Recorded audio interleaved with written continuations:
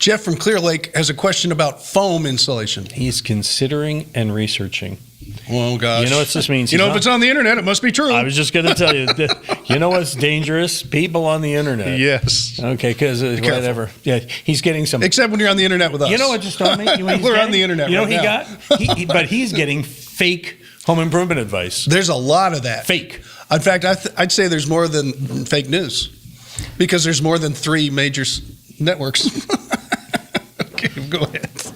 We won't go there. Tom wants your home improvement to be huge. It's going to be so nice. Anyway, Jeff writes, I understand you don't recommend foam.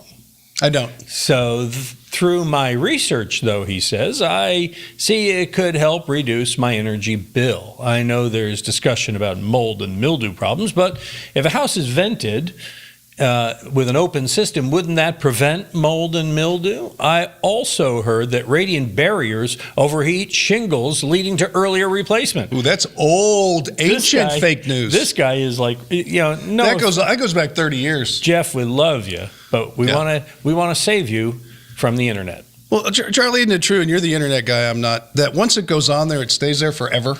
Email the E in email stands for eternal. Okay, yeah. So that it's not true. Radiant barrier is the only way to go. It does not affect the shingle whatsoever. There's no warranty issue. None of that. That's old news. When it first came out, everybody was debating. It's not only this old stuff. news; it's old fake news. Yeah, and it's actually what I used to call beer talk.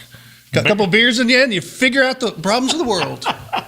But now they don't do that. It's just internet. When I was in college, you figured out the problems. We didn't use beer. Well, never mind. Okay. Well, then we didn't care. True.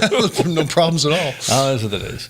Anyway, foam is not a good thing, and you were right about one thing. You will have a very low energy bill, but you will with the other products too. Mm. But you're going to have a very poor quality of life. Your health is not worth a $10 less energy bill. That's just not there. Breathing in all that mold and all that debris and having that high humidity is not good. What I'm trying to figure out is he says he's going to have an open system with foam. I'm like, how is that? Aren't those? I think it's an ice chest. Yeah, I mean, it basically leaves the lid off. I don't know, but I mean, how do you? You can't because you're foaming everything. I know they call it open cell, closed cell. Either way, that doesn't mean it breathes. The perm rate is very moisture. Yeah, it doesn't have any breathability.